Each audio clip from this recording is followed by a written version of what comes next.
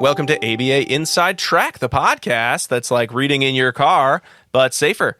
I'm your host, Robert Perry Cruz, and with me as always are my fabulous co-hosts. Hey there, everyone. It's me, Jackie, speaking to you live from my pillow. Jack Lila. I love Delilah. She's been divorced so many times and has so many children. Her span is like wide. And for somebody who's telling me how they got to get this recording started so they can go to bed, you're really starting off with a bang, one co-host, Jaggy. Thanks. I do have to go to bed, everyone. And it's me, Diana. Hey, welcome. Glad you're here too. Sometimes, I always wonder when we start this podcast about behavior analysis and behavior analytic research, in which every week we pick a topic and then discuss relevant research on that topic. I always wonder, what are the maintaining variables for some of our podcasting behavior? Are they so disruptive? We had more reinforcement. That your behavior is automatically maintained. Well, mine is, but what about some of the other behavior? Are you when you make a joke or when we go over the schedule 5 times before recording? A little peek behind the curtain, folks. Is that escape? Is that avoidance? I don't know. Both. It's a little bit of both. If only there were a great way to look at all those maintaining variables. But wait a minute, there is.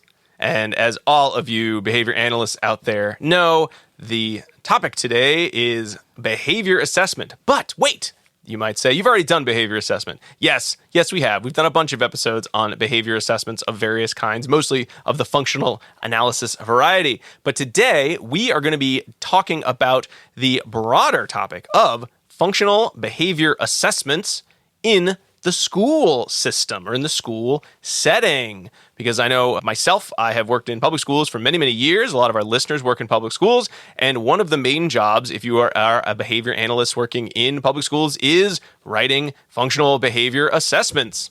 And if you're like me, I'm sure many of you have said, okay, so what should I do? And every time you write one, you come up with 5 different protocols, and it never seems to be exactly the same. And while we should be individualizing our assessment and treatments plans, of course, it does always feel like one of those, there's got to be a better way. Is there just a magical, efficient, effective series of assessments that we should always do? And then when you look to the literature, you realize, it's all over the place in terms of what you should do, what you shouldn't do, what's useful, what's useless. So we thought, let's sit down and see what research we have, recent research, as much as possible on the FBA process. As much research as possible. As much as we can get into our hour-ish show.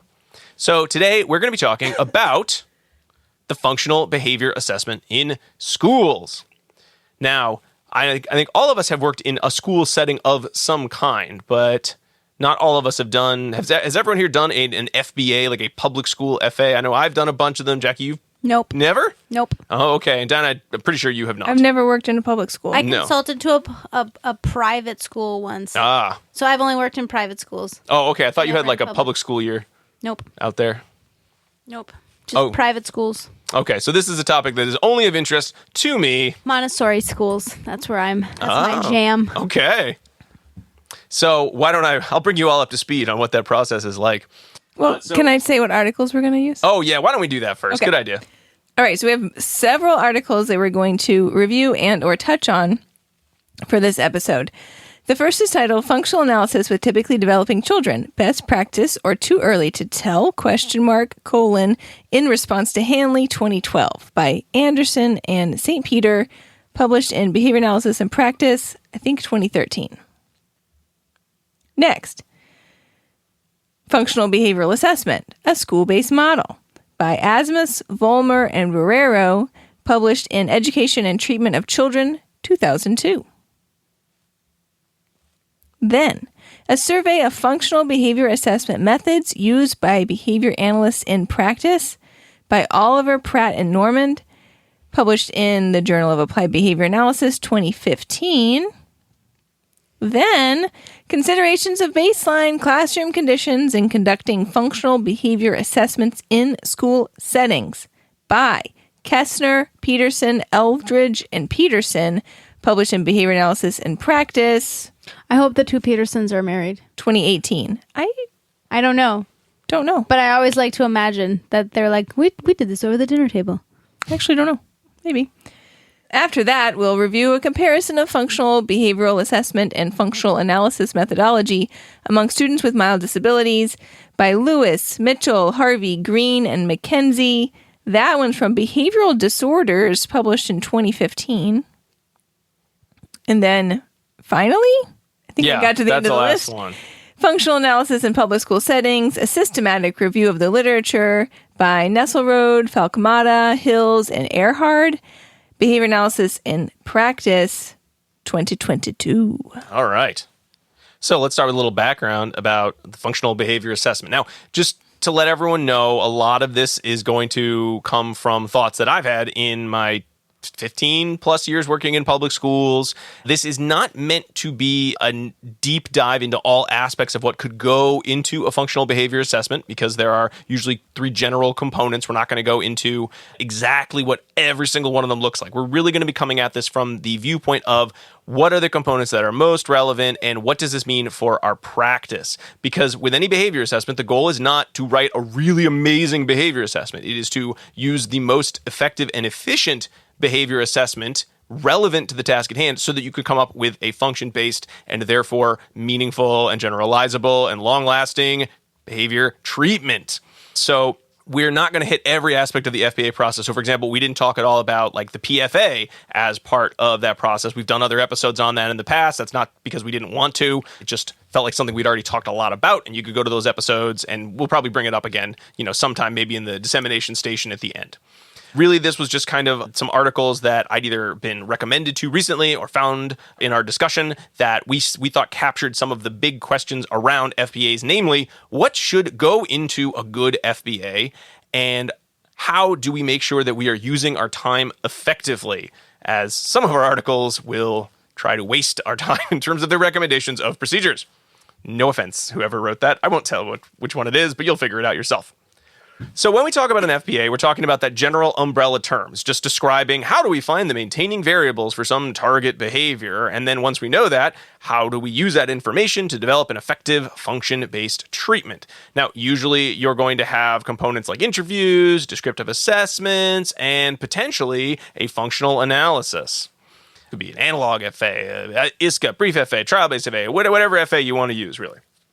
The good FBAs will include some amount of direct observation with varying amounts of experimental manipulation. And I think where I always get stuck is sort of thinking about it as like a gradation of an FBA from like, I'm just going to ask people, what's the problem? And then make a guess based on my, knowledge of how behavior typically is learned, all the way to I'm going to do every single possible assessment that ever had the word behavior in it.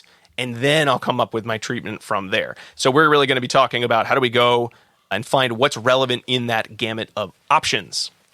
Now, it's easy to say, well, the functional analysis is the gold standard of behavior assessment. And depending on the setting you work in, you might only use functional analyses. But when you're working in a school setting, we're talking about a setting that may or may not care about behavior analysis, other than the fact that they've hired someone who can finally do these darn FBAs they've heard so much about. So the details and nitty-gritty of how you're going to run the assessment is irrelevant to some extent when you have a number of stakeholders who say, I want this problem fixed, I want it fixed yesterday, and you are legally required to give me results within a certain time frame because the FBA process in schools is mandated by the Individuals with Disabilities Education Act. If you have a student who has been suspended or had some sort of like serious punitive repercussions that may be based on their disability, you are required by law to do an FBA. If you are changing educational settings because of your problem behavior, you are required to have an FBA completed. At any point in time, a parent can say, you know what I'd like? An FBA. I've heard so much about them. They seem really cool. Could you get one of those for me? And you are required by law to do that FBA. So there are lots of contexts in which you are going to be asked to do an FBA. Not you as the behavior analyst have decided an FBA is required by your ethical standards and in order to create a function-based treatment for an individual you are serving. It just may drop in your lap. And I think those are the situations that I know I always struggle with in terms of I want to do this quickly. I want to tell people the answers that are required to help this student, but there are so many possibilities, some of which people just don't want to hear about. How do I do something that's efficient, effective, and still keeps me within my ethical boundaries of doing a meaningful assessment? So that's where this episode came from. So we're going to start with the Asmus et al. 2002 article, which is sort of I think if you were like, I want an article that explains every single possible thing you could do in an FBA, I thought this one captured it immensely well. We'll talk about whether or not all of these aspects are necessarily needed, but if you said, I'm really scared I'll do an FBA wrong, how can I make sure I do everything possible? Well, just follow Asmus et al., and you will have done all the FBA you could ever want to do. So we're going to kind of run through that article briefly. So when we talk about FBAs, we're of course talking about the work of Carr and so many others, really looking at the operant mechanisms that maintain problem behavior, which we all know as positive reinforcement, negative reinforcement, and possibly sensory reinforcement.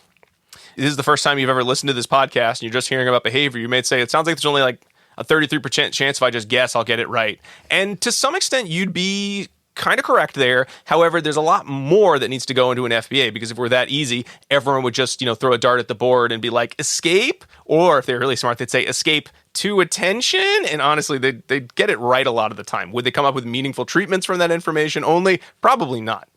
And that piece of it's not super hard. So the Asmus et al. Best Amazing FBA is going to use multiple methods: interviews and rating scales, descriptive assessment, and well-controlled experimentation in the form of a functional analysis. So typically what they recommend that you start with is, and this is sort of a process that goes from the beginning of the assessment all the way through to treatment and generalization of that treatment. So we're going to skip over some of the treatment parts. We're just talking about the behavior assessment piece. So this is a school model in which there's a focus on problem behavior. They're very clear that they don't care how long it takes because they want a treatment that is going to last over time and generalize to the home and the school setting. You may or may not be asked to come up with a treatment that does all of that, but ideally, we always want to come up with a treatment that will accomplish all of those goals, right? They plan for the whole shebang to take a full academic year, which is a real problem when you're mandated to complete your testing in public schools in 30 days. So, let's assume that 30 days was testing and the remaining 150 days of the school year were generalizing the treatment and testing out the treatment, right? Yeah. I say this a lot to various people, maybe to you guys, maybe not, but the longer you spend in assessment, the longer you're prolonging getting to the treatment part. And the treatment part is where you're making a difference in somebody's life. The assessment part is not. So you really want to get that part over with as quickly and as efficiently as you can so you can move on to better things. Mm-hmm. I can't imagine taking an entire year. Well, again, I think they meant every aspect of the assessment and the treatment development and the training of the treatment and the generalization of the treatment to other caregivers might take an entire year. I'm hoping that's what they meant. They didn't say it takes 2 years, 1 year assessment, 1 year of treatment. And the problem will have gone away. So phase one, and while this is probably the least assessment related, I think this is probably the part of this process that's going to tell you exactly which assessments you will need to do. Phase one is an initial meeting with the family and, because it's a school, the teachers. You're identifying what behaviors are problematic. You want to get to specific descriptions of what they are and guide a discussion around some intervention goals. So not just what is the problem, but what is the overall outcome you are trying to see for this student or this client. Is it reduction of problem behavior only? Is it acquisition of other behavior? Is it specific acquisition of behavior? And all of this information is going to be useful for creating your operational definitions of targets, as well as to determine what assessment types you might use. However, as far as Asmus and colleagues are concerned, it just really gives you a sense of what are you going to operationally define the target behaviors as, and where might possible sources of positive or negative reinforcement come in. You also might ask questions about the persistence of problem behaviors in variety of situations. And this can be done either using, sort of informal interview, but more likely you're going to use a structured tool like the motivation analysis rating, the motivation assessment scale. I know many people I've seen that used a lot. Questions about behavioral function, the QABF, I've seen that a lot. The QAB. And they don't mention it because I think it was published after this article, but the functional analysis screening tool, the FAST, from Iwata and his colleagues, that also would fall under this category. Now, if you just did an interview and a screener, you know the important behaviors of note, you know the problem behavior, you have a sense of where the problem behaviors occur and what's going on, what are the antecedents and consequences, that doesn't constitute an FBA. That's only to get you started. But you're almost always going to use some variation of this.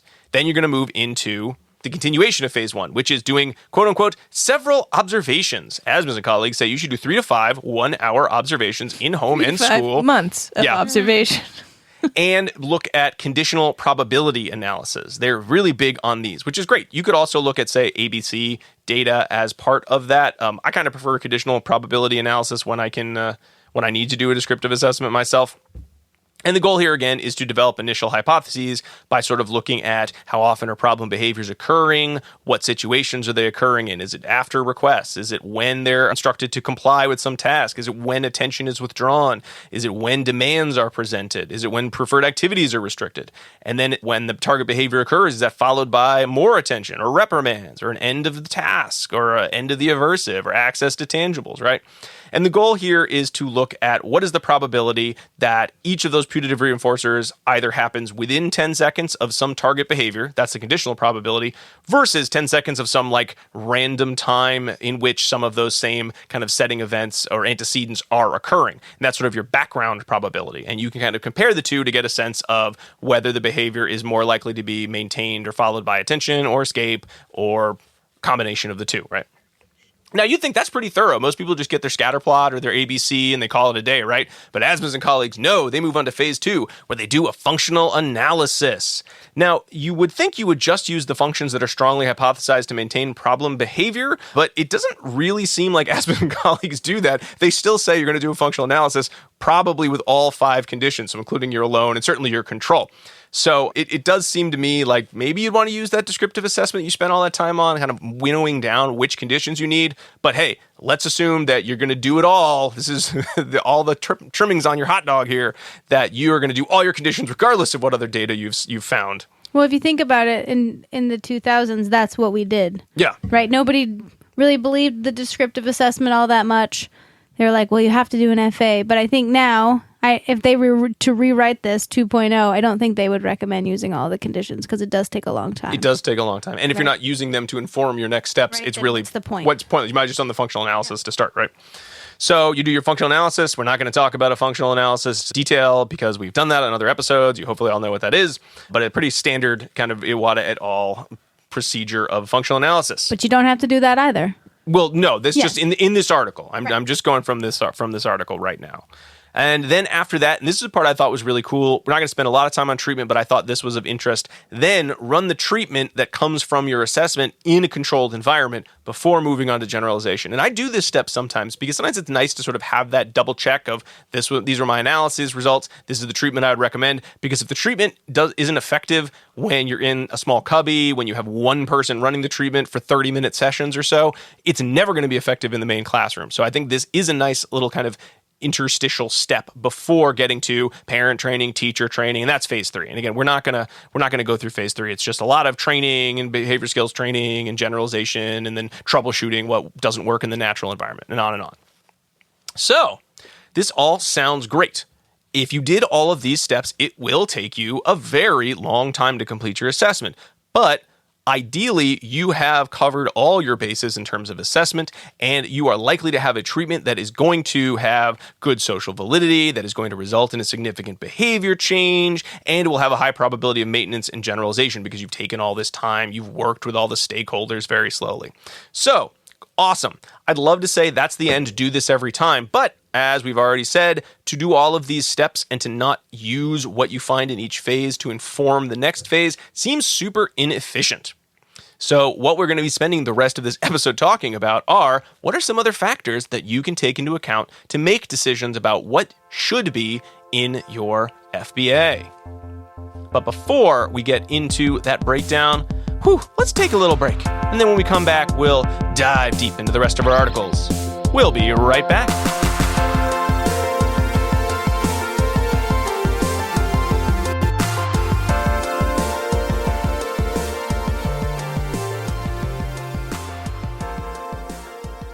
Do you want to be a BCBA? Sure, we all do. Now you can come to Regis College in Weston, Mass. to get your graduate degree. Choose from any one of these courses. Masters of Science in Applied Behavior Analysis. Masters of Science in Special Education. Dual degree in Special Ed and ABA. Or be eligible for your postmaster's certificate. You can complete your degree and be ready to sit for the exam in 2 years. And our 2017 grads had a 100% pass rate on the BACB exam. Come enjoy practicum placement support ethics mini handbooks, PhD-level professors, small class sizes, and a service trip to Iceland. If interested, don't delay. Supplies are limited. Learn more at regiscollege.edu. Again, that's www.regiscollege.edu, regiscollege.edu. One more time, www.regiscollege.edu. See you there!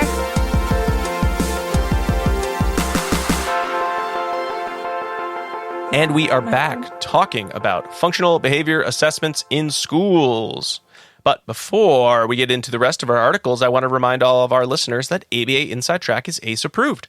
By listening to the show, you're able to earn 1 learning credit. All you need to do is finish listening to the show, then go to the website, abainsidetrack.com/getceus. That's GET-CEUS. Or click the link that you can find in your podcast player. We have a little link at the bottom. It'll take you right to the page you need.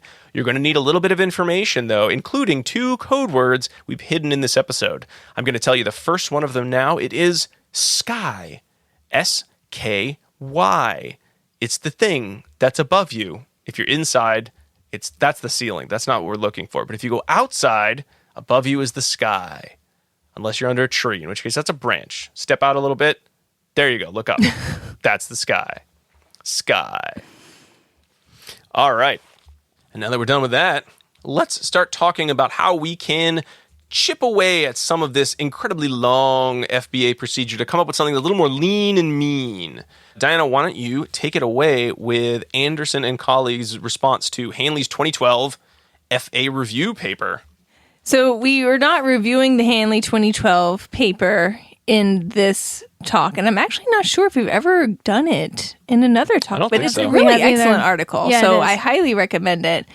So I'm not here to, what's the term? Rag on it, I guess, but Anderson and St. Peter wanted to add some additional context to the Hanley paper and say, okay, you wrote a really great paper there, Greg Hanley, but let's also think about some additional settings and environments in which maybe you don't usually work, but some behavior analysts might work, where these recommendations may be a little bit more limited.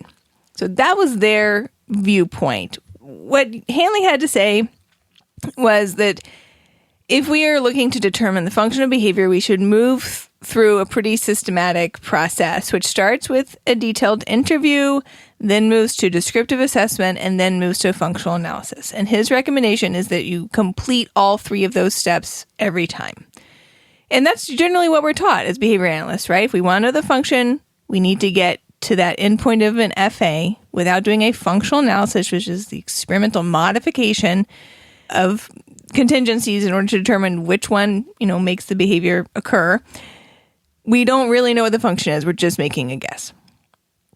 However, what Hanley in 2012 is going through is saying we need to do a better job of the interview and descriptive assessment process, right? So this was like pre-PFA, sort of like the germination of PFA here. And then he makes the argument of presenting several barriers to functional analysis and how you can meet those barriers and overcome them. However, our authors for today say, yes, that's all well and good and likely true for individuals who are, in more controlled settings or who may engage in more severe problem behavior. But we also often are called on, if we work in school systems, to address behavior that may be a little bit more on the milder end, maybe occurring in the general education setting, and maybe that we're called in to consult for typically developing learners who don't carry a diagnosis and for whom we're just kind of popping in. So in those situations, it may be not really appropriate to go through all 3 of those steps that Hanley has laid out, nor may it really be feasible in these settings. And I have a quote from our authors that I'm going to tell you. It says, in our opinion, descriptive assessments, including structural analyses, are valuable tools that should be included in the arsenal of behavior analysts. If a descriptive assessment suggests clear relations between problem behavior and environmental influences, there may be no need to proceed further in the assessment hierarchy. Instead, behavior analysts can work with stakeholders to develop an intervention plan designed to prevent the occurrence of problem behavior and increase the frequency of pro-social skills. All right. Anderson to Hanley, drop dead. Whoa. It's a shootout. No, I mean, they come out with like guns blazing in this article. They're like, unfortunately, Hanley may have some limitations. And like, whoa. I don't want to speak for Anderson and St. Pierre because I don't know them, but this definitely was probably one of few articles I read where the subtext felt kind of angry might not be the right term, but definitely says like, who do you think you are, dude? You're making you're overgeneralizing, and I don't care for it. And I'm writing this article now. But the thing is, like, they agree on so many points, but they're presenting them in these like huge lines in the sand are being drawn over potentially very small differences. Yeah. Here, because they keep coming back to, well, what Hanley's saying is good. We don't have a problem with like the core of what he's saying. We also think that this 3-step hierarchy is often appropriate. However, there may be a few times where you can't do all of those steps, and we should not forget that those populations exist and are also populations that we serve, right? So it's not, and I feel like you'd be like, yeah, okay, great point, thanks. It's like, maybe if they were talking to each other in like a conversation. I think when it comes out in an article, there's no way for it to not read a little bit like, you missed a whole bunch, stupid. Here's an article. Eat this. They're not calling Hanley stupid, though. So, no, I know they're not. But it's the same way an email gets misconstrued. It's hyperbolic. Right? Okay. I'm being hyperbolic, I should say. Right. The article is not hyperbolic. They're laying out a really good argument, I think. But that's my hot there's podcast more. take. I don't even know what that word means. So hyperbolic? Yeah. I only know what it was in the chamber. Exaggerating. Oh. Yeah. I only know about the chamber. The chamber of hyperbolic. Harry Potter in the hyperbolic chamber? No, hyperbolic chamber, oxygen tanks. Oh. That's hyperbaric. You know what? I'm really glad that we had this conversation. See, everyone? Here's my response to McDonald 2022. A hyperbaric chamber is not the same thing As hyperbolic. as a hyperbolic argument. All right. You know what? E.g. I made a Anderson and St. mistake. Pierre. So anyway, I think that you should read Hanley 2012, and I think you should also read Anderson and St. Peter 2013, because both of these articles make really good points, and pairing them together, I think will give you a well-rounded picture. St. Peter. I think I said St. Pierre 5 times. I'm thinking of, what was that, Michigan? That's St. Paul. I don't know what you're thinking of. Too many P names. All right. So this article laid out 4 questions that we might consider when we're implementing functional analysis for typically developing populations. I'm just going to tell you what the questions are and my hot take on each of the questions. Okay. Question number 1, who will conduct this analysis and where will it occur? This is pretty valid because if you're working in a school system, you may not always have a controlled setting in which to conduct a functional analysis, nor may you have someone who is a trained expert available to run all of the sessions for the functional analysis. So that's a good point. If we as behavior analysts are saying you have to run an FA, you have to get these results, or you can't move forward with your treatment, then you could potentially be putting school BCBAs in a position where they can't move on to treatment, like I said before, which is where we all want to be, without getting the function, but they have limitations on being able to implement strategies to determine the function, so then nothing's happening, right? And that's not a good position to be placed in. Well, they just say, well, I can't do the whole thing. I'll just do an interview and call it a day, which is possibly worse than doing nothing. I doubt it's worse. Well, actually, it might be worse than doing nothing. It depends on the interview. Yeah. Which is what Anderson and St. Peter would say. Okay, their second point, what test conditions are going to be included if you are able to do an FA? Mm-hmm. So in their view, they said we should be, of course, there are immediate antecedent and immediate consequence events, and functional analyses are very good at identifying and determining function based on those. But we shouldn't discount that there may also be more distally related antecedent and reinforcers that may be playing on behavior in a larger picture that don't really get captured very well in a short functional analysis session. And it's possible that these distal events are more complex in nature and may be present in ways that aren't readily clear for typically developing populations, but should not be discounted.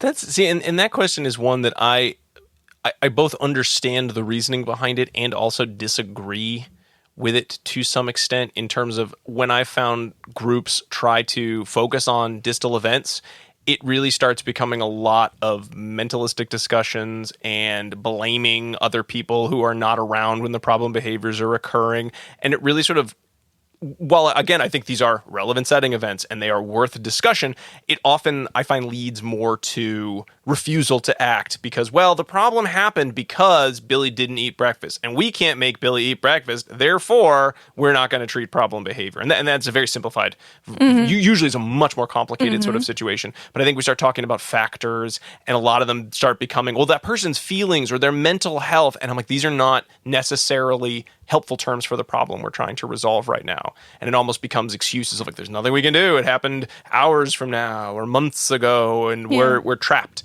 So again, don't disagree with the statement, the theming or the relevance of that conversation. But I think in terms of my day-to-day practice, I would slightly disagree with that question.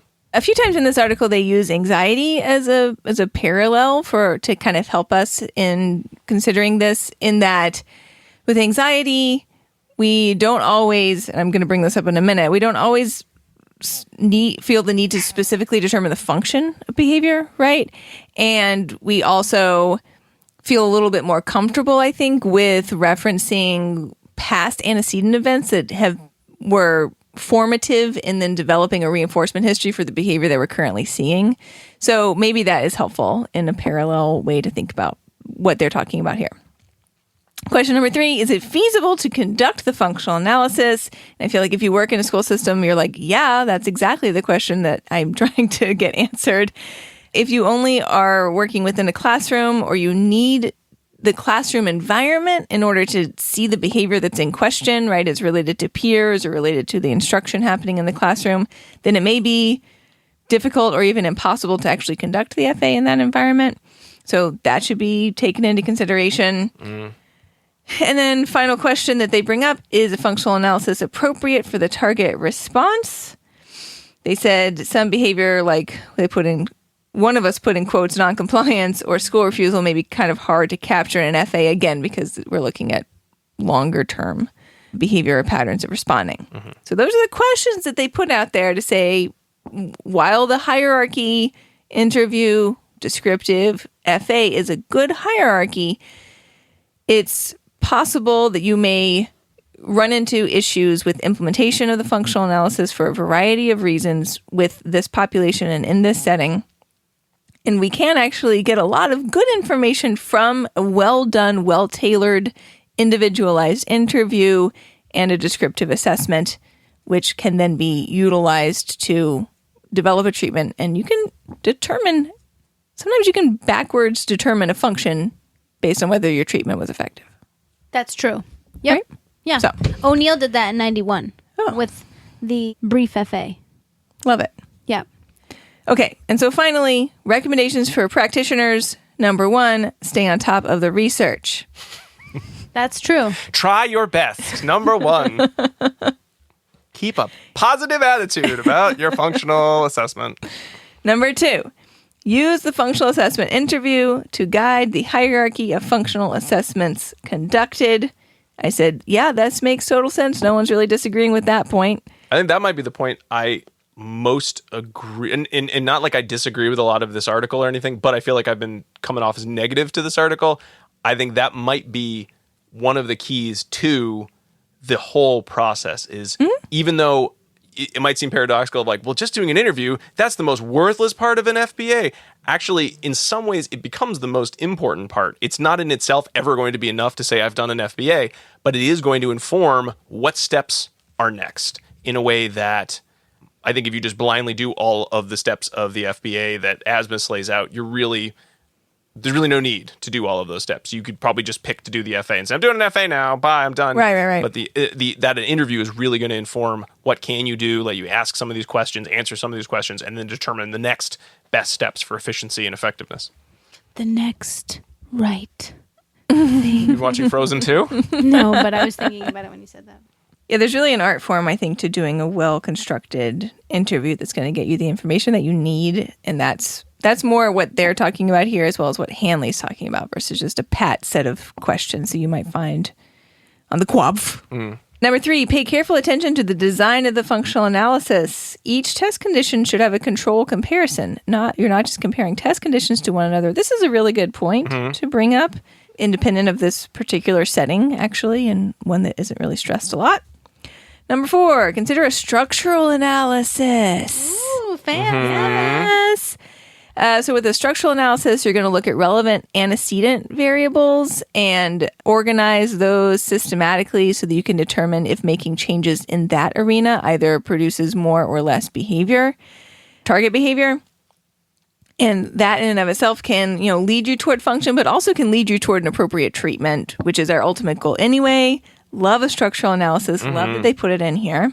And especially talking about efficiency, there's nothing better than actually saying, these are the relevant antecedents, so that's all I want to see, as opposed to, come anytime. It's like, with recess, kid seems like he's having a grand old time. Always snack. 0, 0, 0s across the board for problem behavior. All right, It's always snack.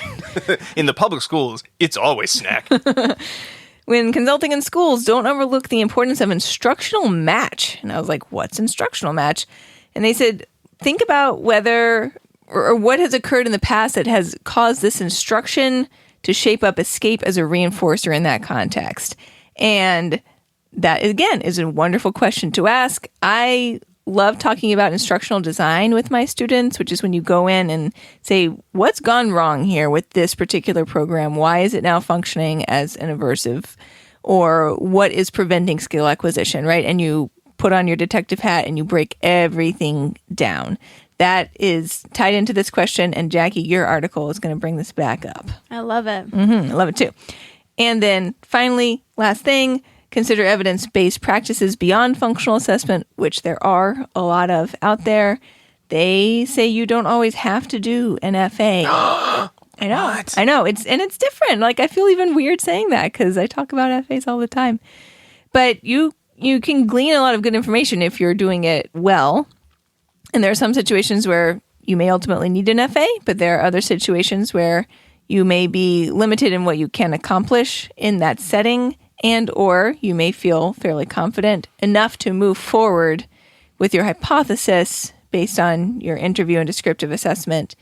And then you're not just hanging out in, assessment limbo forever. You're moving on to trying to find an effective treatment. I think kind of going to that last point, and it'll come back again in the Kessner article that Jackie's going to discuss. When we talk about like evidence-based practices, like you don't need an FA, Hopefully just it does. do it. I think I like to look at that as, is this problem one in which problem behavior has been learned, or is this potentially a skill deficit or a skill acquisition failure?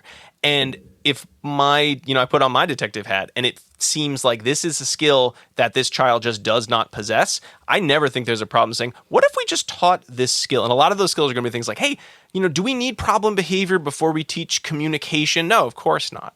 The example of anxiety, hey, everyone has some amount of anxiety. These are sort of inappropriate the patterns of behavior around anxiety are leading to a lot of escape. What if we taught some strategies around coping with anxiety or taught progressive relaxation? There's no reason you couldn't do progressive relaxation. Every person out there might like to learn progressive relaxation. And if you use it and it's not effective, okay, well, then you need to do more of your detective work. You do need to do your behavior assessment or maybe your functional analysis. But it's not going to hurt anyone to say, let's talk about breathing exercises. Unless the breathing exercises are where the problem behavior is occurring, in which case, you're out of luck there. You got to go back to the drawing board with your treatment plans. And I think that's a very good...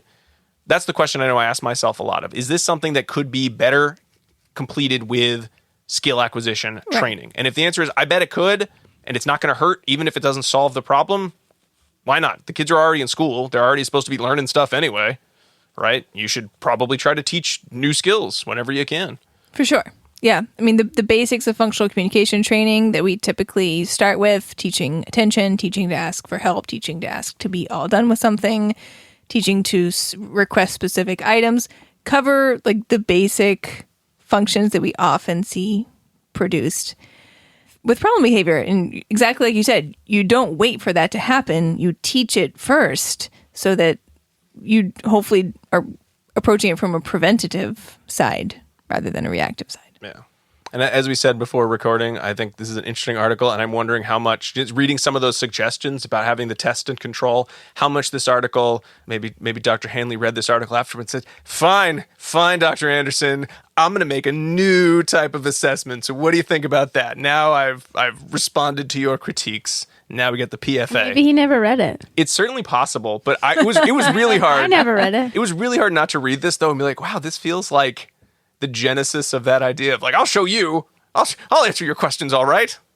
Well, we got some good research and practice out of it, if that is the case. If I like, those are the stories about research that they need like a special issue of Java or BAP or something of like the story, behind the article. You know, pop-up article maybe. All right. So that's what Anderson and St. Peter think about FAs. But what does the average BCBA think? So we've got 2 surveys that we're going to discuss briefly here, the Oliver et al. In 2015, and then the more recent Nesselrode et al. 2022. And they're both talking about FAs, but a little bit different components of them. I think Oliver et al. Gets cited a lot in terms of the study in which we learned that most behavior analysts say, FAs are dumb and I hate them and don't want to do them. Or actually, paradoxically, they say, I love FAs and you have to do an FA, but I also never want to do them. Or maybe they don't have the opportunity. Maybe. That could be. That probably is a huge part of it.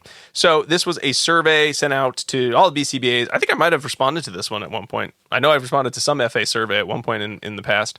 They had 724 respondents. They had educators of behavior analysts, and this was across the U.S. and 14 other countries. And again, it was a number of service providers, many of them with over almost 90%. Main job was reduce problem behavior. So you're thinking, of course, they're going to use functional behavior assessments. Only 30% of those surveyed worked in the public school setting, and almost all of them worked either with people at the ASD population or individuals with intellectual disabilities. Almost 50% worked in special ed, and almost 50% worked with students with emotional behavioral disorders, which again, it could be, an autistic individual with emotional behavior disorder, or it could have been someone with an emotional behavior disorder and no other disability categories. And it was just kind of a nice Likert scale, questions all about FBA methods being used. And of course, everyone, because it's a survey, said FBAs are essential. We need them. They're essential for developing effective intervention strategies. Half of the respondents said descriptive assessments are as good as FAs. And a third said informant assessments are as useful as FAs. To that third, I might say, I don't know. I'm going to disagree. Like the 50% with the descriptive assessments and FAs, I hear you. There might be reasons that that is something that you found in your work, but informant assessment is useful in FA. I don't know about that one. Now, we talked about why might people not use an FA, and certainly we're going to talk more about that. What are the barriers? And over 50% of people said there's a lack of time. 50% of people said, I don't have the space. 20% of people said, I can't even do one. I was told, hell no FBAs in this school by an administrator. About 25% said, I don't have the staff, I don't have the trained individuals who could do this. And then 20% said they did not get approval for FA use. I'm assuming from the stakeholder. 20% though said FAs aren't necessary, which is one of those statements that, while I understand kind of thinking about Anderson and St. Peter, there might be times it is not necessary. I feel like as a blanket statement of FAs are not necessary, that I would like to see at 0. I find that a shocking statistic that 1 in 5 BCBAs. Yeah. Say, you don't need to do that. I can see sometimes are not That's necessary. cringeworthy. Yeah. Because even some assessments can be an FA if you're modifying the environment, right? Like it doesn't have to be all out, but that's a little scary. Yeah. So when you kind of come together, descriptive assessments seem to be very popular as part of FBAs, and a lot of people think that's just as good as doing a standard analog FA. And while all BCBAs do feel that FAs or that assessments are very, very important, which parts of the assessment are important really varies to the extent that some of them, 1 in 5, say you don't ever need to do an FA. Now, again, was the question phrased exactly that way? Did I, make it a little less clear in my notes? Is it that they, were answering a survey, therefore they put something in the text that wasn't there? There are a couple of things that could have happened. It's just a survey. But still, that is very concerning. But are there good reasons why people might not do an FA? Because they don't have the resources, the time, they're not going to get paid for it through insurance. That one was surprising because I think insurance usually pays for assessments, but maybe they don't pay for FAs. I'm not up on that, on the insurance codes. So everyone wants to use some sort of an assessment, but most people don't want to use the FA. So that's sort of doesn't exactly support, nor was the survey set out to support exactly what Anderson and St. Peter are saying. We just know that there is a sense that about half of BCBAs are going to say, I don't really need to do an FA. Some of them will say, I never need to do one, they're stupid.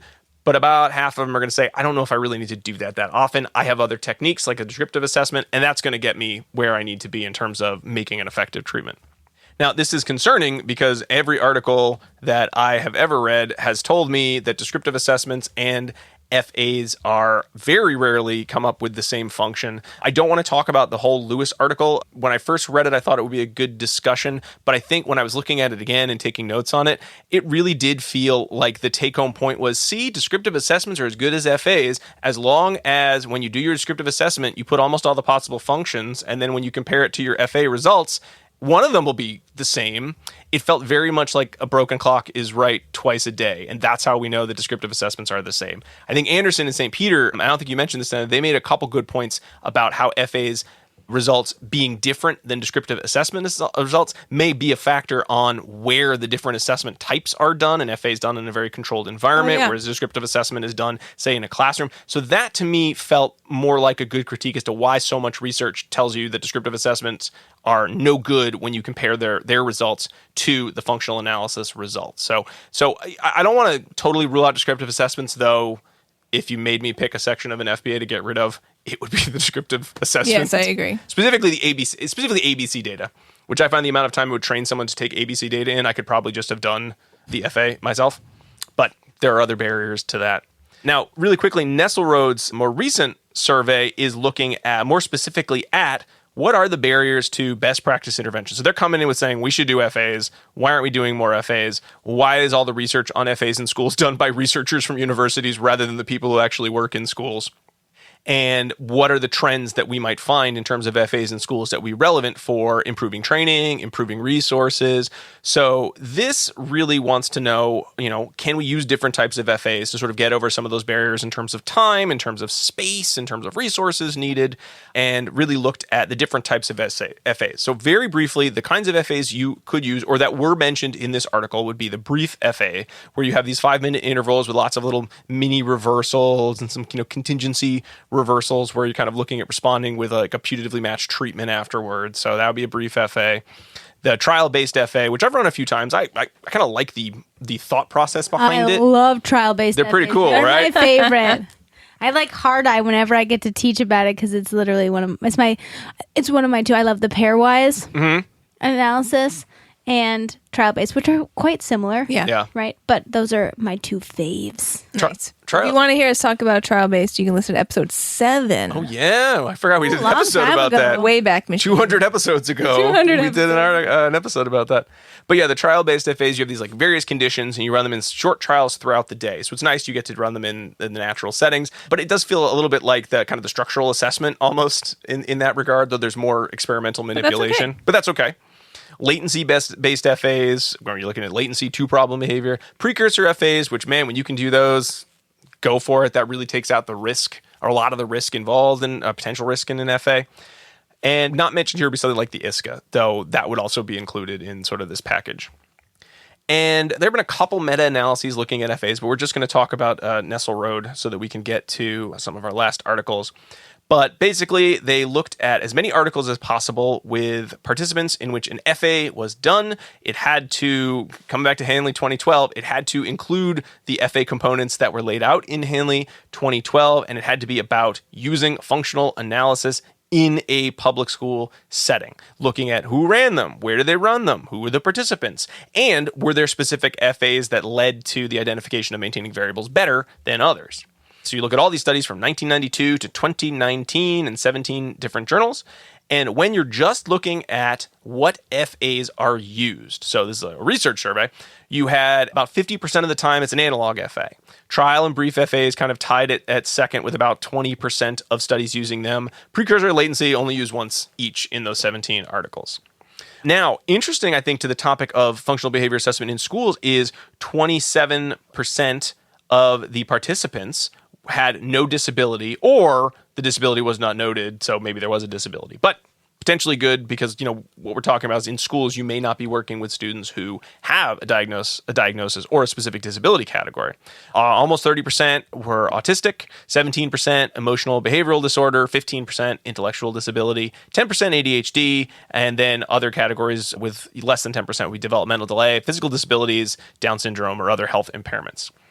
50% of FAs in the research were run in special ed classrooms, 25% in empty classrooms. So that leads to, while there was some kind of carryover between the articles, about almost 75% of FAs were run in a place that you would probably have an easier time setting up a functional analysis. Only 20%, I should say, were run in the general education classroom. If you ran an FA in a general education classroom, you probably used a trial or brief FA, which makes sense. And if you were in a special education classroom or an empty classroom, you probably ran an analog FA, which again makes sense because you want to have a controlled environment for those. But they did find examples of all three types used in all of those settings. So I would have loved to see your analog FA in a general education classroom. That just feels like, unless it was sort of like in the back of the classroom, that's what I'd want to know. Were they running it while class was going on and everyone's like, what's happening? Why does this person keep ignoring and then paying attention to this poor child? Or I have to imagine they just did it in the classroom. Like, we found a desk in the back and we ran an FA back there. Yeah. And we were quiet enough that it wasn't a problem.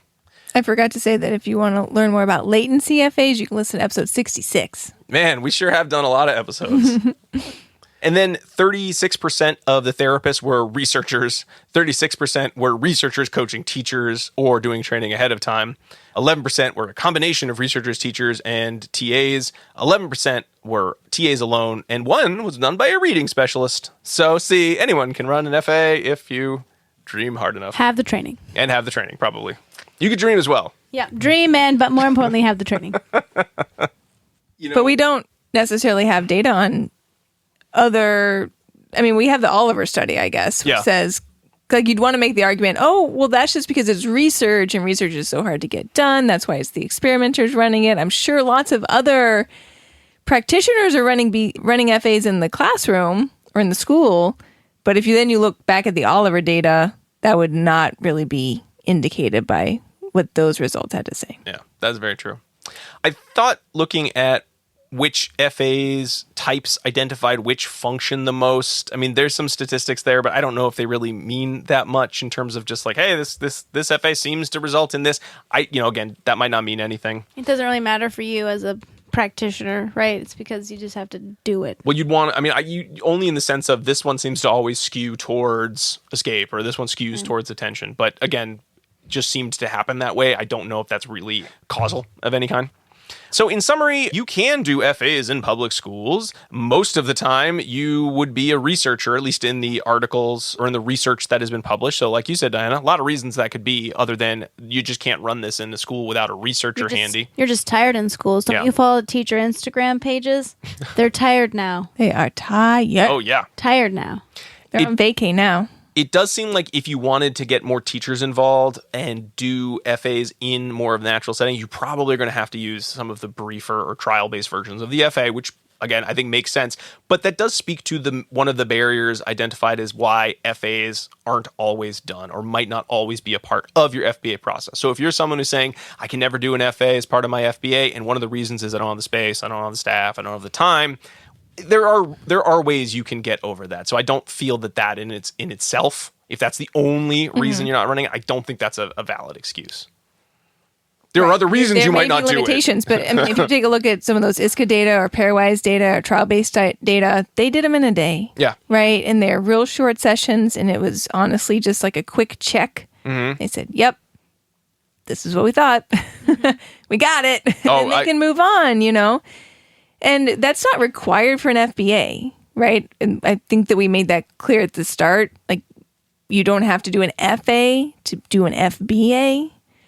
But there are some times where the descriptive data are still murky and you would really love to have that clarification. Or maybe you want to do some type of synthesized contingency analysis and really want to determine what are the component or the sum of the parts, I guess, versus the component pieces. And that would be a quick way to do that type of check, if you're allowed to. Yeah.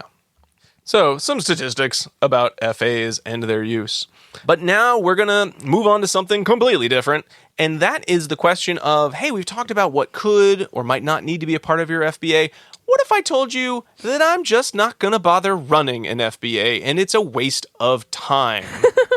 I don't think they said that, right? No, they did not. I'm saying it. Oh, okay. Like, what if I told you that? What would you say to me? I'd say poppycock. Poppycock?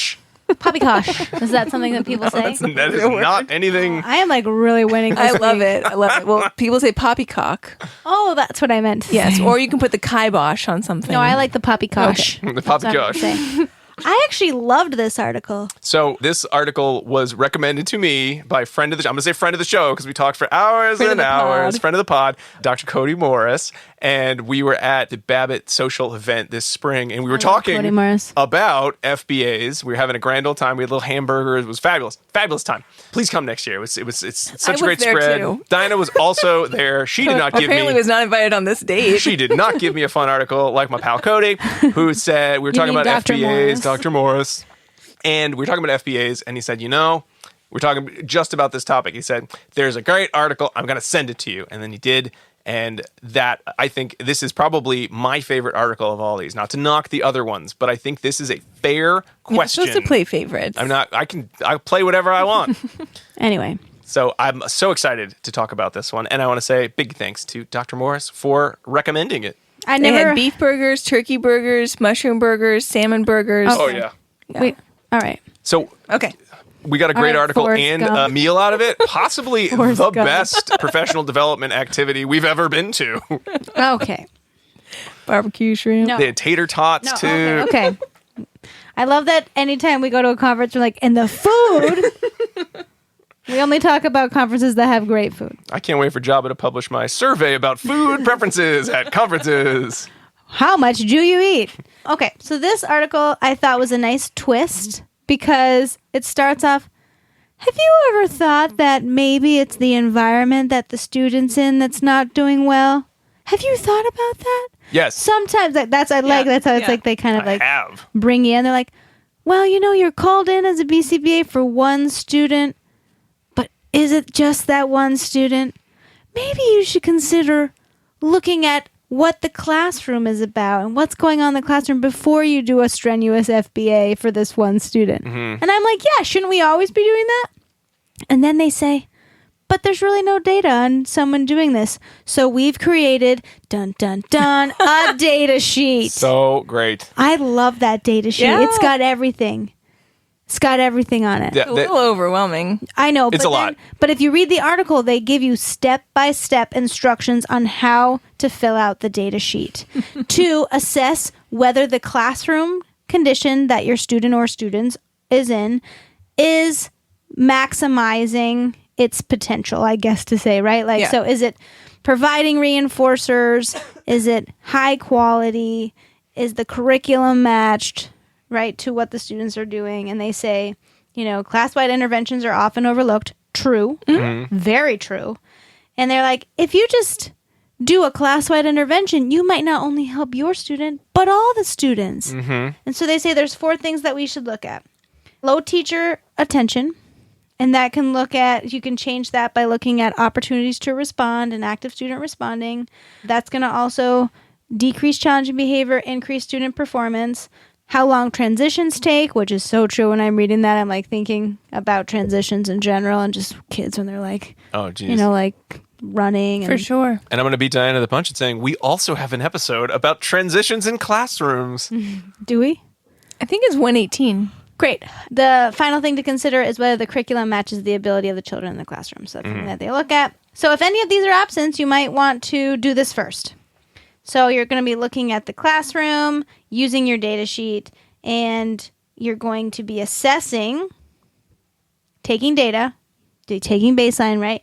Assessing these things, right? So they provide an indicator of success in each of these areas, which I love. They're like, on average, I don't have it up right now, but like opportunities to respond should be happening about, I think they said 4 to 12 times a minute. I think it was 12 a minute. Yeah. Yeah. It's 4 is lowest. much faster than I think most people, if you go into a classroom, responding Right. tends to be Either it's independent work, which might allow for lots and lots Yeah. of responding, or it's a lot of individual choral responding, meaning if you're in a class of 25 students, you may respond once per minute.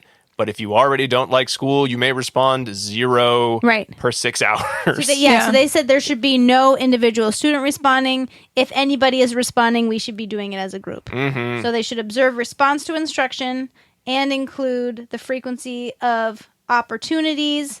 It should be brisk, 4 to 12, right? 4 should be the lowest per minute. Which is every 15 seconds. Yeah. Which is 12 a is every lot. 5 seconds. So it's a lot, right? It's like And- math fact speed. I know, but what they found is that reliably increasing the opportunities to respond, demonstrate more on task. I can see that. Correct responses increased, less disruptive behavior happened. More opportunities for reinforcement, too. Right. They do say that too. And they say that research suggests it's as low as 1 per hour, like you said, 0 per day. Right. And then you're also looking at what the teachers are asking, those prompts, and you're going to use a frequency count over time. They tell you exactly in this paragraph how to calculate that on the data sheet and where it is located, which I love it. I didn't put that in because you can read that for yourself. I do appreciate you put because I read the paper copy, so I did not have access to the supplemental materials at times. But I appreciate you did put the supplemental data sheet in our folder jacket Yeah. because I'm like I'm gonna go print that thing. I'm gonna get like 20 copies of that for the I know. fall. Because I looked for it. I'm like, I don't see it. And then I was like, oh, wait, it's a hyperlink. And I was Yeah. like, beep. And I was like, what? Data sheet. Although full disclosure, could we please just stick our supplemental materials on as appendices in the I article know. itself and just have it all in one place? I did scroll down and it wasn't there. That is true.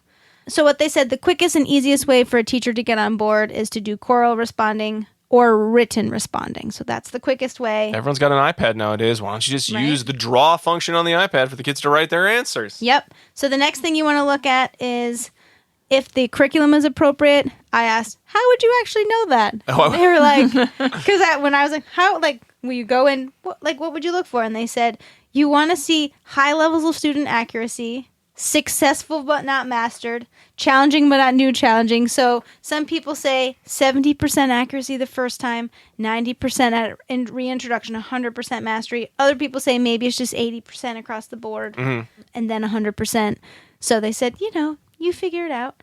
They said there's curriculum-based assessments that you can use as well. They mentioned Dibbles, Ames Webb, Pearson has some. And certainly if you use direct instruction curricula, that is a huge component of that. And that'll also capture the choral responding, the student response rates, all of that is a part, making sure that there's enough new material, mastered material presented throughout the lesson to allow for more responses.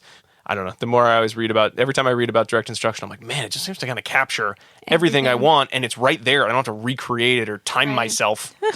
Yeah, and they said that you don't have to do this. I really appreciate this because this is something I can imagine if I was a teacher, I would be like, I'm going to modify it all. They're Yeah. like, no, don't modify it all. Just look to see what problem behavior is occurring and then look there. I'm like, that Yeah, if the makes kids are sense. happy and they seem like they're Right. learning and they have fun little projects when they're done, great. You're probably doing fine. Yeah, they also recommended to intersperse easy and difficult tasks. And then they said, okay, now we need to look at teacher feedback and reinforcement.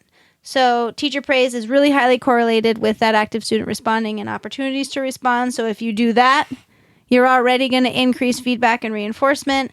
They recommended the old 5-to-1, which I've never seen research to suggest is effective, but people love it.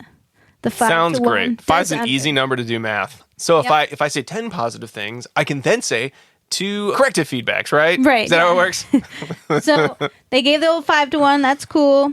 5. We want to make sure that we're reinforcing more, which makes sense. And they also suggest increasing behavior specific praise may be helpful, but the research on that is mixed. So I don't necessarily think you have to do that because we haven't actually seen a lot of data that strongly support that Yeah. over general praise. But does it hurt to add in yes, that's right. 2 plus No. 2 is 4. Is it going to hurt to say it again for the rest Maybe of the not. class? Probably not. No. Then they said, it's really sad that there's lots of praise in kindergarten and then none in high school. So It is astounding. I can't believe that. And while I understand, I think the conceptual basis of, by the time kids are in high school, they are probably really excited about being in school and they love learning. you're probably going to have some percentage of kids in every single class that hate the fact they're in your class. They don't want to learn from you. They hopefully don't hate Well, you. it's aversive, right? And they have such a long learning history of learning being aversive. So when the assumption is everyone must, love this, and it's all about the intrinsic reinforcement of learning, you are going to have some percentage of children in your class fail. And that's not because you're a bad teacher, but it is because you're not acknowledging the fact that not everyone is coming to your classroom with the exact same learning background. Yeah. And so they do recommend 100% of the time if someone gets it wrong to perform an error correction, and they recommend doing a model, then a test, like, can you repeat what I said, and then do a retest later. You don't have to reinforce every correct response, they say. Around 80%. Yeah. I like that. And Try your best, but try your best. But then 80%'s fine. they're like, try not to reprimand people. Don't use don'ts. Rephrase your wording. Don't keep getting the wrong answer. So try to catch students doing good. That makes sense, right? And they said self-monitoring may be helpful. Teachers, set yourself a goal. When I was reading this article, I was thinking to assessments I've done in the past few years where I'm like, I wish I had this, because I look back at, I think some of my recommendations I made, and I'm like, I made all of these recommendations. And if I had done this assessment first or done this data collection first, I could have saved myself a lot of time. Now, again, for anyone working in a public school and someone says, this kid's misbehaving, I need you to fix it. And you come with a bunch of like, hey, here's a bunch of helpful suggestions to support all the learners. You don't praise anybody. And everyone's responding once per 50-minute class. Yeah. Here's, I guess if That was my immediate thought with this article. well, if your goal as a BCBA in public schools is to not have to write an FBA, I guess this might be a great way. Yeah. If you don't want any work to do, but you still get paid, I guess do this first and then have a bunch of suggestions of ways to improve the Maybe you classroom. could do both, right? You might do both. But again, I think one of the concerns is if you did all this work and none of the groundwork was laid for the classroom to be a place of reinforcement, it does point to like, well, what individualized program am I going to put in place that's going to be followed, that's going to allow for enough reinforcement to be present in the student's day? I think this speaks to you need to establish yourself as a reinforcer if you're going to be going in and consulting in the classroom. Because you can't just go in and tell the teacher a bunch of stuff she needs to change and then expect follow through on that side without her having a reason to listen to you. That's where the interview comes in. Because if you're hearing, I want all of my students to, work hard, or I have so many students that I struggle with getting them to pay attention or to respond, then they may be more interested in this type of data than just here's your individualized behavior plan that it's going to be hard for you to run by yourself. Yeah. With all of these other factors that are going to really preclude its effectiveness. Cool. And then the final thing they looked at is whether there was ineffective demands and transition. So we've all seen the transition that goes horribly long. They said that kids spend up to 25% of their day in transition, which I'm like, wow. Walking back and forth and back and forth. But I don't doubt it. I don't either. But so they just reminded instructions should be clear, in a due format, and precise. Transitions have to Don't be so slow in your transition. Transitions have to have a clear beginning and end, and the expectations have to be clear. And then if they're not, do you look to see, is it that they don't know how to do it, even with the instruction and the transition, or is it a signal error, right? It's unclear, so you have to look at that. If you want to look at that real fast, just play the I wonder if we can make it to the table. Right? 5, 4, 3. Right. And half the kids will, kill their own grandmother to get to the table before one. Not the high schoolers, though. Yeah. Not the high schoolers. Like, don't go to the table. Just kidding. Don't be bad. But anyway, so they did make a mention that this is not always appropriate if severe problem behavior is occurring, right? But this, I do love that they say this serves as a humanistic rationale for conducting class-wide assessments so that you're not targeting and stigmatizing one individual. So I do love that. Yeah. Oh, I mean, good point. I don't know about you, but do you remember being a teenager? Would you be excited to be told, guess what I have for you? It's an individualized behavior plan, 17-year-old. I actually probably would have loved it. Would you have? Yeah, but I was weird. Ugh. I loved all that extra attention. So No thanks. I was a huge teacher's pet. Oh, good for you you. probably would have liked it too. Yeah. Me and you would be like, oh, I get something that's just for me and I get to hang out with you. Woo! They're like, how can we get this girl to leave us alone? Let's make an extinction procedure. Here's a timer. Don't raise your hand for 10 minutes. That was probably me. All right. So we've discussed FAs. We've discussed everything you could throw into an FBA. We've talked about efficiency. We've talked about looking at classroom environment. It sounds like we've covered a lot, and not everything, but again, like we said, I wish we were a comic book. We could have those asterisks that remember we talked about that in episode blah blah blah, and you could click it and then go back to that episode. I guess it's the internet. I tried to do that verbally. I don't know. Yeah, I guess I don't we'd have read comic to books, stick I it in the notes. But it sounds like we're ready to go into the dissemination station. The nice thing about that transition, Jackie, it's got a very clear beginning and an ending. Unless I'm like, chicka, chicka, chicka, chick. And I just. But I'm waiting for the ah. Once I hear the that's my signal. I need to be in front of a microphone. That's when the train dies. That's the train died? Oh, no. God. Yeah. I think that for me in dissemination station, I actually don't have a lot of dissemination because I've never done it. Okay. Right? So it's hard for me to tell someone, oh yeah, do this FBA in a school when I've never observed it or had that sort of experience, because my private school's experiences, with the exception of one school, but that was totally my fault. I had a great relationship with them and they basically let me do whatever I want. The one school I didn't. I just went in guns a-blazing, right? Like, I'm a BCBA and I'm the best. Listen here. Right? But you can't do that. And I learned very quickly that that's not how you play with people. That's not how you play with That's people. not how you play with people. So I don't know. Poppycock, they all said. I think I guess the one thing I would recommend, not in terms of FBAs, but if you want to do an FBA, find a partner. Find someone to talk it over with, right? To find the quickest, most effective and efficient way, because you don't got time. That's what I know about public school, is you don't have time to mess around. And so find something that is going to give you results as quick as possible, and it's going to be easy for everyone, right? Because that's what they want. Quick and easy, so everyone likes you. You want everyone to like you, at least at work, so that you can get stuff done, right? Teaming it up. You know, I've always felt like, man, those poor saps in public school. Thanks, honey. They can't even run an FA. How are they supposed to do their job? So I apologize, because I think that this series of articles gave me a lot to think about with respect to the entire FBA process, and allowed me to give a little more leeway, right, with each of the three pieces that we've discussed. I still think that using those types of, like the QABF, is not very useful. I think that if you're doing an ABC data collection, that is not very useful. But I do think that there are ways to do really carefully constructed interviews and descriptive analyses that are going to inform the treatments that you ultimately choose, and you have flexibility to conduct those in a school setting. And so I guess I'm just coming away with an additional appreciation for that. Well, on behalf of all BCBAs who work in a public school, I will say we forgive you. Thank you. All right. So these are my final thoughts from reading these articles, because this is something I've thought about for years and years and years and years. Oh my God, they're numbered with sub-bullets. I have, yeah. They're not that long though. I think it's a decent flow chart. Okay. So when it comes to doing an FBA in school, and maybe I wanted to call this episode How I Learned to Stop Worrying and Love the FBA Process, because I very much was of the mindset of, if you're not doing an FA, you ain't worth your certification. You have to do an FA. If you can't do one, get out of the kitchen. You're fired. Close the door. And the idea that 50% of our colleagues would say, you don't really need that, was just like upset me. Very much so. And I've been very clear with all of the students I've supervised over the years that you're going to learn, if you work with me, you're going to learn to do an FA, because I want you to know how to do it so that you can decide that it may not be appropriate. But you're never going to tell me I've never learned how to do this and therefore I won't do it.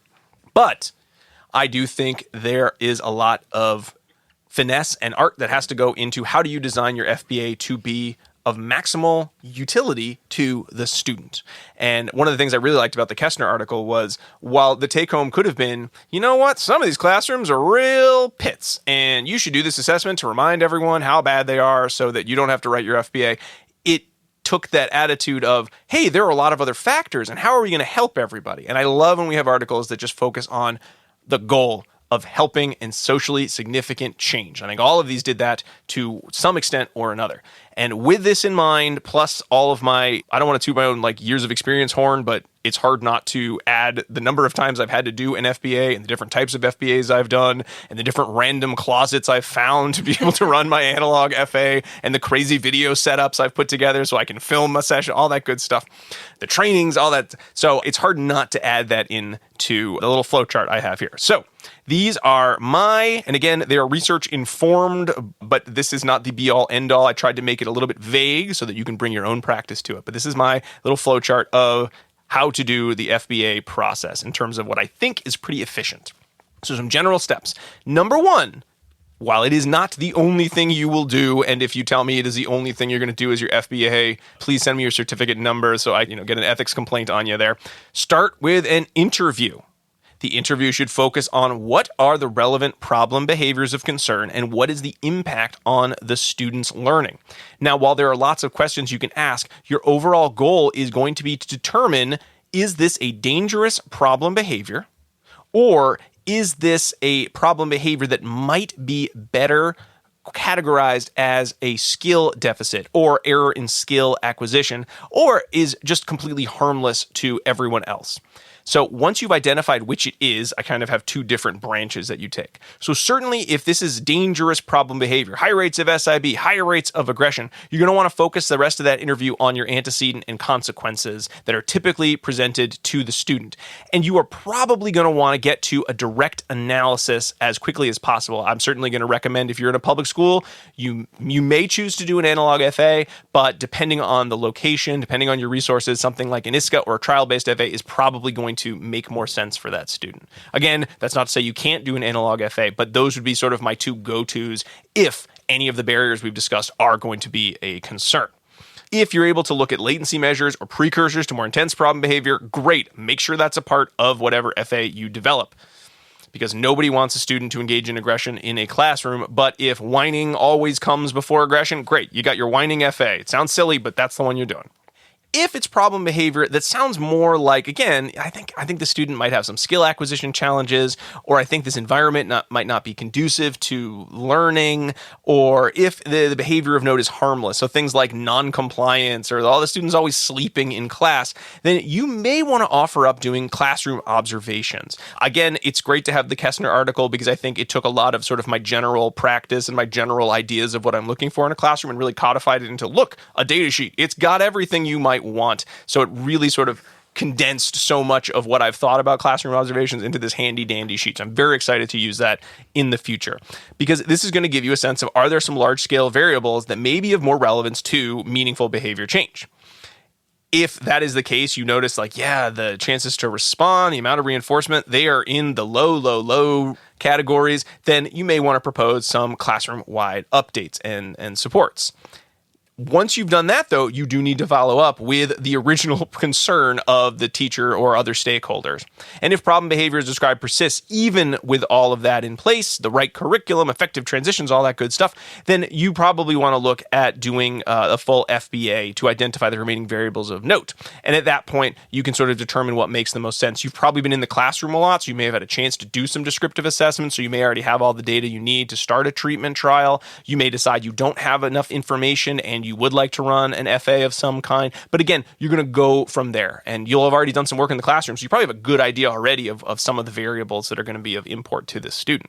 No matter what your FBA includes, I do recommend once you've identified a treatment, try running it in a controlled setting. I think as much as you can do this, and you can't always do this based on time or space or resources, but try to run the treatment in a controlled setting to ensure effectiveness. This could be 1 30-minute, hey, nice to meet you, student. I wanted to suggest some things we could try in the classroom. You tell me what you think of these. Great place to get consent or assent for treatment options. You also get to get some data to point to, in the best possible circumstance, I got it right with my assessment, especially if you just did a descriptive assessment, for example, and I know this treatment could be effective under at least some circumstances. Then once you've identified that effectiveness, you can focus on training and generalization and troubleshooting to the actual context that the behavior is going to need to be maintained. So those are my 5 steps to FBA, 5.2 steps to Hilarious. FBA. I hope you find them useful. And with That's that, great. Yeah, thank you. Thank you. You're very welcome. When you saw that data sheet, is that what you said? Baby, you're all that I want. I did not know. When I've got you here in my arms. Too bad. You missed an opportunity. I know. And now I'm trying to think of a song to put there. Nope, let's go. We're good. All right, and with that, it comes to the end of our episode on FBAs in schools. We hope you all enjoyed it. We certainly had a great time talking about it. We'd really appreciate it if you liked the show to subscribe on Apple Podcasts, Spotify, Stitcher, or wherever you like to listen to podcasts. There are a couple other ways you can reach out to us. Certainly, you can always send us a good old-fashioned email at abainsidetrack@gmail.com. You can go to our YouTube page where you can find all of these episodes posted with the YouTube subtitling feature. You can find us on the socials as ABA Inside Track. You can go to our website, abainsidetrack.com, to find links to all of the articles that we discussed, as well as links to all of our previous episodes. Some of the ones we mentioned that we've done way in the past would be episodes on trial-based FAs, on improving transitions in schools, on latency-based FAs, and a whole bunch of episodes on the use of ISCA, or practical functional assessment techniques. We also have episode 132 with Matt Chicoria talking about just generally school consulting. Yes, as well. a good one to go on if you have all this information, but you find no one wants to hear it. You might want to go look at that article, see what you might be doing wrong in terms of some of your soft consulting skills. Yes. And all of those can be found on the website, as well as links to all of our previous episodes where you can also purchase CEs for almost all of the episodes we've put out. You're going to need some secret code words. I'm going to give you the second one right now. It is Pearl. Pearl. Pearl. It's a rock. It's a mineral. It's shiny. Comes from an oyster.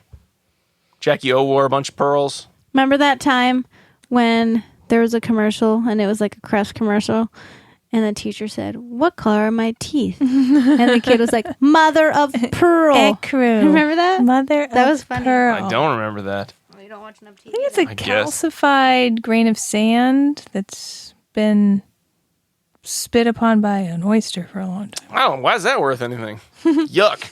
Pearl.